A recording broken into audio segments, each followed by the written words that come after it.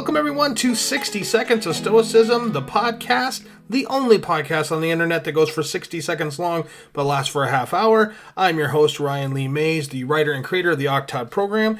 Joined with me is my wife and social media liaison, Melinda. Hey guys, it's good to see you again. I always say that wrong. I trip over that every time. But we have a fun episode today because it's all about living. It's about enjoying life. It's about living in the present. Except we have a very, very difficult time living in the present. That's our focus today. So in the world of Stoicism, in the world of faith, in the world of psychology, they all agree that you should live in the present. And we're going to pull out some scripture today. We're going to pull out some verses today. We're going to pull out some Stoic quotes to kind of reinforce all that. But we're going to start off with a question. What does it look like to live in the present moment? What does it look like to you? You can go first on this one. What does it look like to live in the present moment?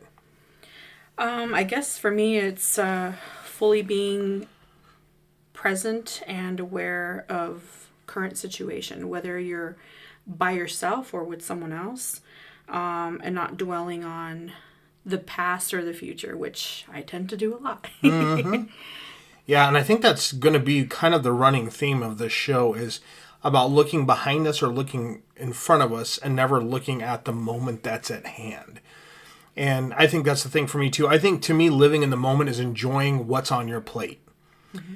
And, you know, when we eat, usually you're not eating and thinking about the meal 3 days from now. You're just focused at the food that's in front of your plate. You know, that's what you have before you.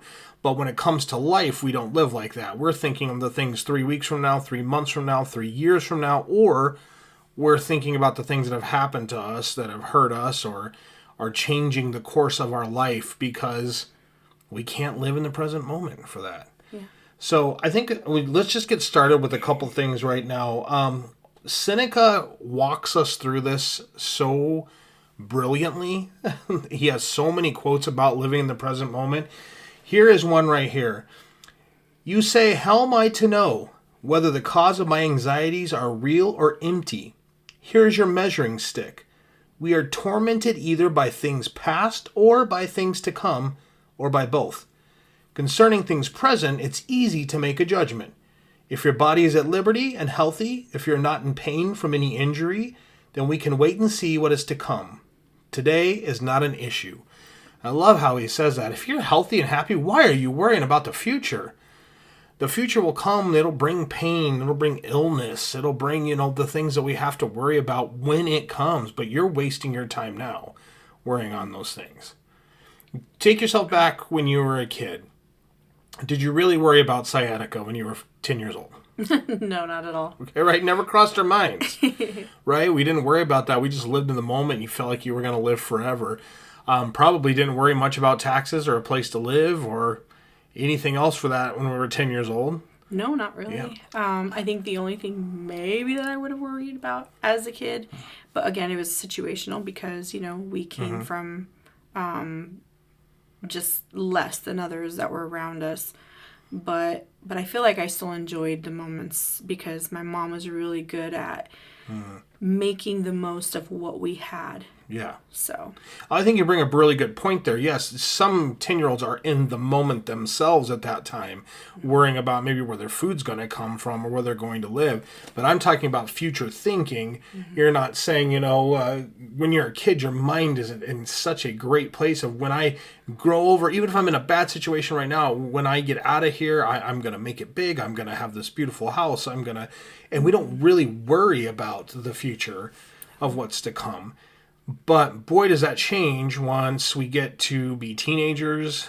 Then we start getting anxiety. And we talk about senioritis with students, right? They start worrying about what's coming next. I've been living at home, and now I'm going to go out and go to school or have to find a job. And so the worry starts coming in, and then it becomes a pattern of worry for the rest of our lives.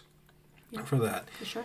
But then Seneca also talks about going backwards, too, and letting those things that have already happened consume us and dwelling on the bad things and thinking that is going to be what dictates our future.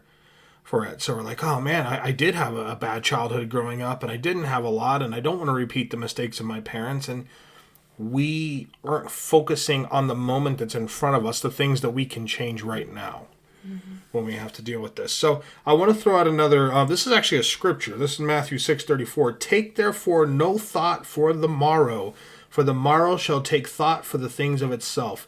Sufficient unto the day is the evil thereof. So basically, worry about the problems of today. Don't worry about the problems of tomorrow. They'll take care of themselves. Is that an easy thing to do? Not all the time. Yeah. Yeah, I agree. I would say it's incredibly difficult. I think part of it comes out of worry. I think part of it comes out of an obligation to be responsible. Yeah. You know, you want to take care of your family. You want to take care of your kids. You want to make sure you have a house and a car and all that's provided. And for people of faith, they believe that God will take care of those things for them. For people of stoicism, they say, I'm just not going to put my stock in all those things. Like, I don't care. If I have to lose my house and I have to get a small place to live, that's fine. You know, that's not where my happiness and my contentment is for that. So it's two different ways of living in the moment. And I think those are both correct ways to look at that as well. What do you think are the things that distract us the most from living in the present, though? Think about, this is going to be more tangible. So we're talking about things like worry and anxiety, things like that. But what are specific day-to-day items or routines we have that keep us from living in the moment? Well, let's see. Like maybe, I would say one thing is the want to get more pleasurable activities. I don't put it that way. The want to have more recreation.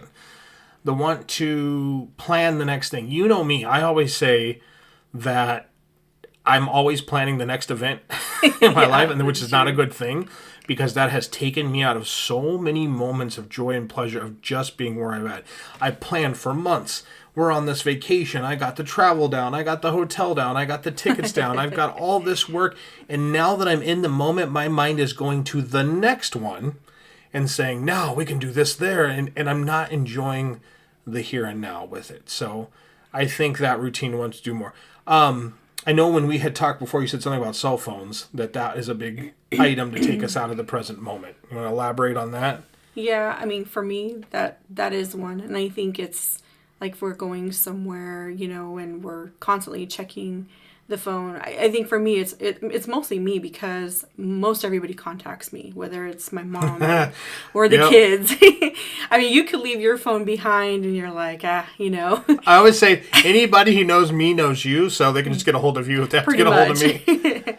But just I think so. Yeah, for me, it's the phone, because I hold a lot of that responsibility of family contacts, and they're going to contact me and stuff. The kids, if there's an emergency, even if we go somewhere and we try to enjoy a restaurant or a movie, I'm constantly checking, okay, did the kids text? I'm checking the cameras, the Ring camera, and making sure that everything's okay before I feel like I can enjoy myself.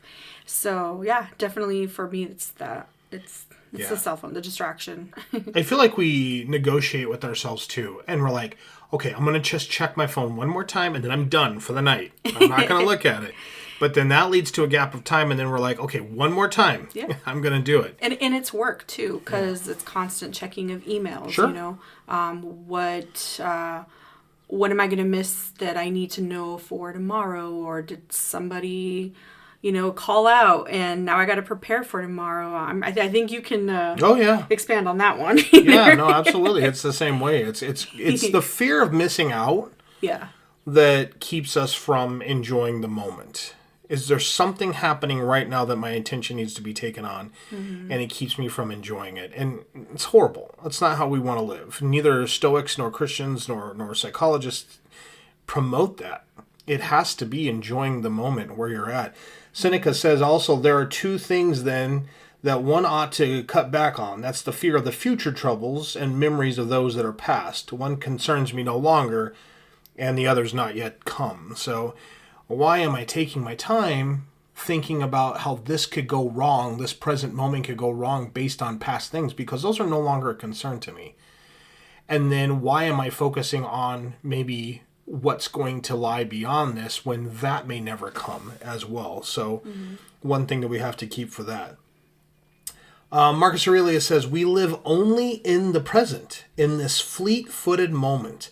The rest is lost behind us or ahead of us, and that may never be found. And I like how he puts that we may never find these evils that we're so worried about. All the bad things that are going to come. And I'm one of those people that does that. I imagine the worst, and people say, well, don't you practice premeditatio malorum, the idea of considering the bad things? But that's different. Because one is the fear of the bad things to come. One is preparing yourself. That if this is the worst case scenario that I have, that we're going to go on a road trip and my car can break down, I'm going to make sure that I have my spare tires aired up. I'm going to make sure I have my tools in the back. I make sure the jack is in there and ready to go. And that's preparing for it. If I say to myself, I don't want to go on this trip because I'm afraid my car is going to break down, now my worry is on the event. And it's not on the present moment. It's not on the joy of putting all of that together so that I can go do that event with my family. So, yeah, two separate things. No, I think I'm the same way. I think because being a mom and having children, you start to think preventative, So I try to say, well, growing up and not... doing certain things, or even just being a parent, like, dang it, next time I'll get it better. And I start to look more preventative now. I'm trying to say, okay, what can I do to make sure that this doesn't happen? Whether it's with the car or it's with the kids or whether it's at work, too. Even at work, I do that. So it's just trying to be preventative. It is. And I think it's just that's a natural human function. We want to take care of the things that we have in our life, the people we have in our life. But when we overdo it, it's when we're at fault. Another one from Marcus Aurelius: to live each day as if it were your last, without speeding up or slowing down or pretending to be other than what you are, this is perfection of character. Let me say that again: to live each day as if it were your last, without speeding it up or slowing it down, just enjoying it. If we had that mindset, our lives would be so much richer. They'd be more fulfilled. They'd be more enjoyable. Marcus Aurelius used to, when he would tuck his kids in at night, when he'd put them to bed, he would imagine that they weren't going to make it through the night. He would imagine that he would come in and see them the next morning and they'd be passed away. And what that did for him, although it sounds morbid, was it gave him a sense of appreciation.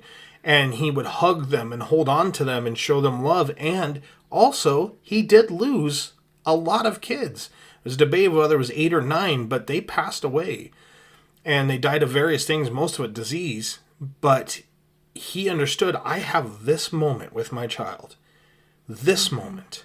Not tomorrow, not the things that have come beforehand, but this very moment. And I'm going to appreciate them for all they are. So I think about that a lot more in my adulthood. Again, we don't think about that when we're younger, when we're children, but once you become, again, a parent, and I'm starting to see, as I've gotten older, family that are in their older ages that are starting to pass away. And I feel like more and more my mom's just like, oh, I found out so-and-so has passed away, or so-and-so. And it's just like, wow, I just, even just family members at church, and there's been a lot of death. And so I think I'm holding more and dear to my heart about, being more mindful of being in the moment with my kids, because I know I'm not promised that not just me, but it could be one of my kids that pass away before me. So, yes. Yeah.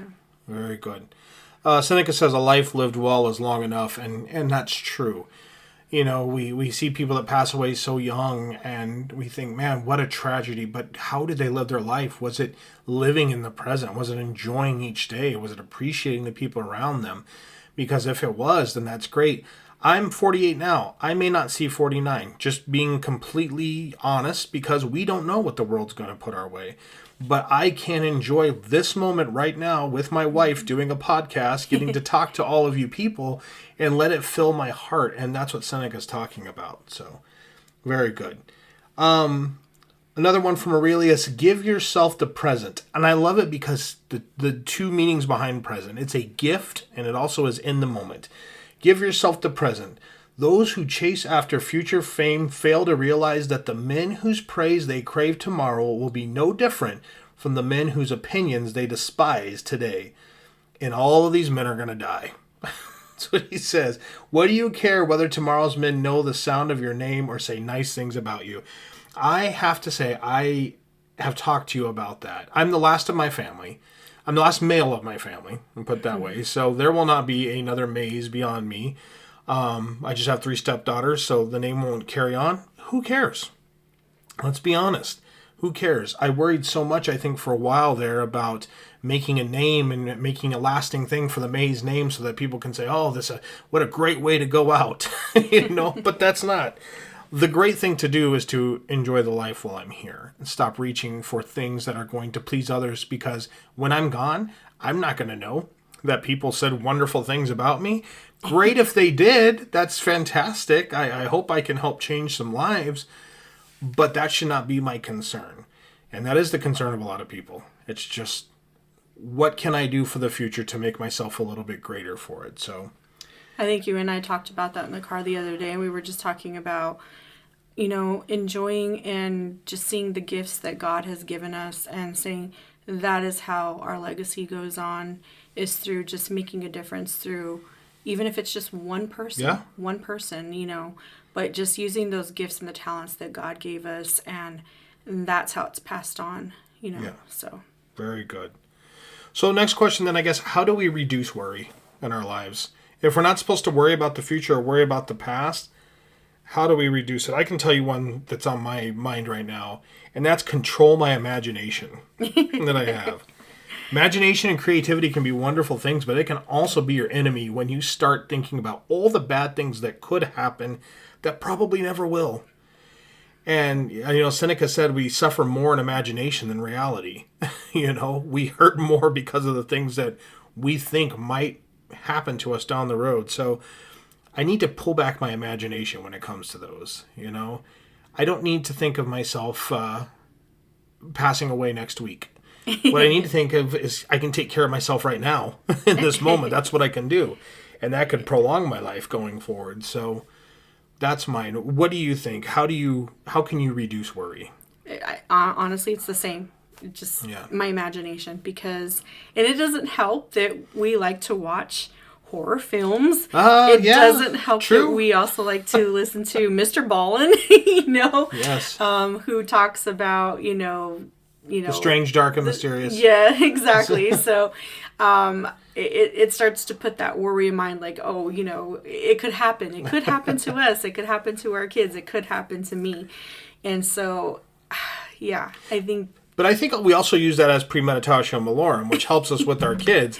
Hey, I saw this on Ballin. Maybe you shouldn't do this. Maybe you shouldn't go there. Maybe you shouldn't try this. So that's a different topic for a different show. But I think we've got to kind of pull it back a little bit and say, hey, this stuff could not happen at all. Let me just focus on right in front. Let me focus on the plate that is before me right now. Exactly. So very good.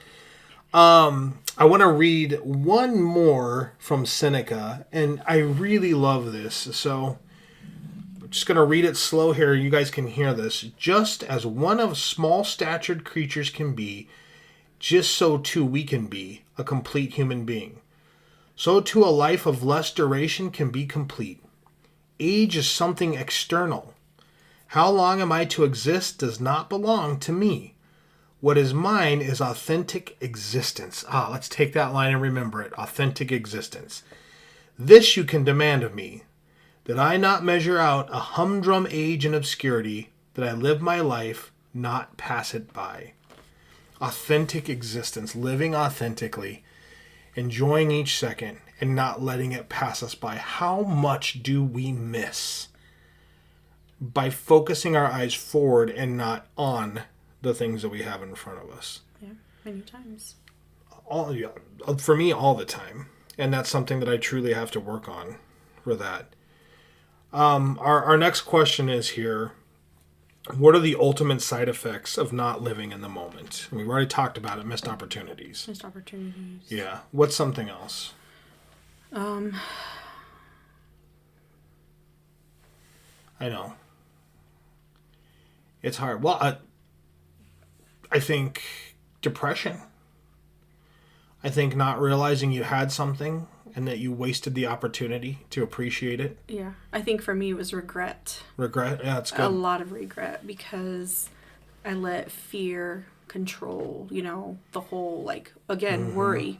What can happen if I step out in fear, if I step out and just be courageous and do this one thing, but then I could also just fall flat on my face, and what is everybody going to think about me? So a lot. And then, now I look back at so much and I'm like, man, I have so much regret for not Very good. stepping out. I can echo that completely because I did not live for the moment when it came to going to school. I was scared. I was worried. None of my family had ever done it. And I'm talking about, graduate school and undergrad, and they never had done it. And I was going to be the first, and I was scared and I'd worry. And I look back, and I'm like, man, if I had only started that years before, imagine where I could be now. But taking a word from Seneca, we can't look back at that and worry about it. We're just labeling it, saying because of us not living in the moment, these are things that we've had to deal with. So Yeah. And it's procrastination. Yeah, absolutely. We procrastinate, and so we think that we have a lot more time than we do. Yeah. And we don't realize that the time has already passed. And so, again, regret for procrastinating as well. And my gosh, what does this do to our kids? Like when they're seeing us, we're an example for them. And they're always like, Dad's worrying about the next thing to come. Here we are all out having fun, and Dad's mind seems miles away because he is thinking about the next thing, or trying to make sure that the hotel reservation was right, or trying to make sure. And, we label that responsibility, but it also can go into worry and take us out of living in the present moment for that. So I guess my last question is, for all of this, as we try to focus on how we can be better in the moment, what are the steps we can take? And one thing, of course, if you're a man or woman of faith, prayer, that can help you refocus your mind.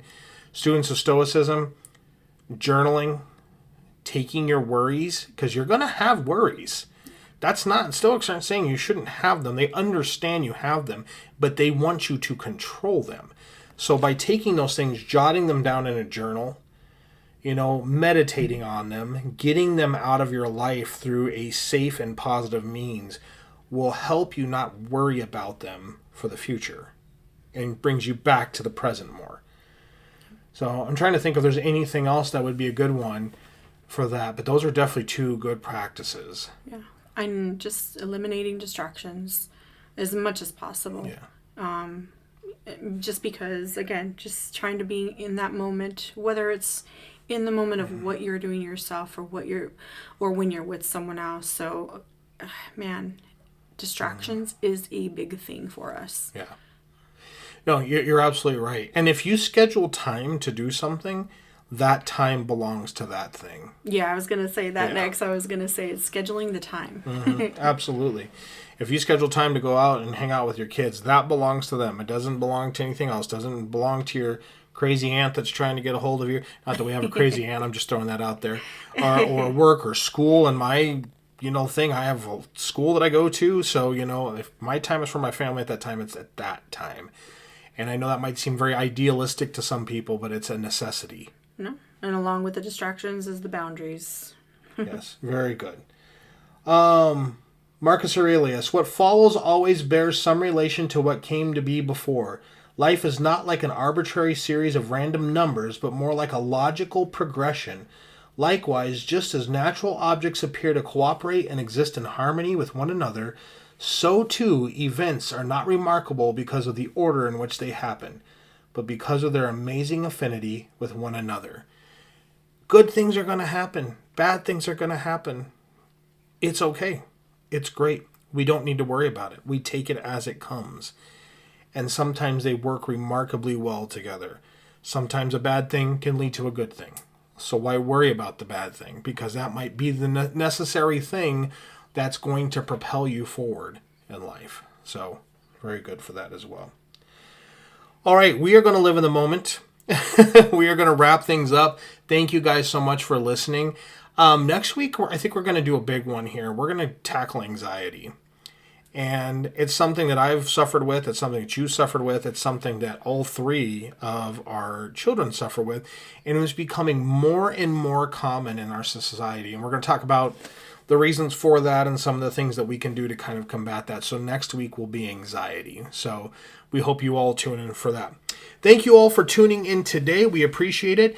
We have a ton of ways that you can continue on. You can go to theoctod.com. We have more things on there. You can pick up the book, The Octod, on Amazon and read that. 8 days, 8 different activities to help bring your life back to a better state. We have a YouTube channel at 60 Seconds of Stoicism. You can go there and start seeing videos. We're posting new videos. We've got a couple shorts on. It's in its infancy, so we're adding to that all the time. And then, of course, you can subscribe to us here. We're on all major platforms. You're the social media liaison. See, I said it right that time. So what platforms are we on? We are on Instagram, Facebook, TikTok, YouTube. Okay. So, yeah. Very good. All of them. It's a veritable chocolate sampler of social media. So you can check any one of those out. Thank you guys for your support. Please, if you have areas you want to talk about, if there's something that's on your mind, if you want to find out what the Stoic perspective is, we're just students like you. We're learning it together. We're reading it together. I've done it for years, and I learn new things all the time. So this is a great way for us to get together as a community and just talk about the benefits that it can have for our life. So, having said that, I hope everybody goes forward. I hope everybody lives in the moment this week. Enjoy what's in front of you. Don't worry about tomorrow. It'll take care of yourself. Don't worry about the past because those things can no longer affect you. Live in the moment. Until next time, everyone, Semper Studiosus. Bye-bye.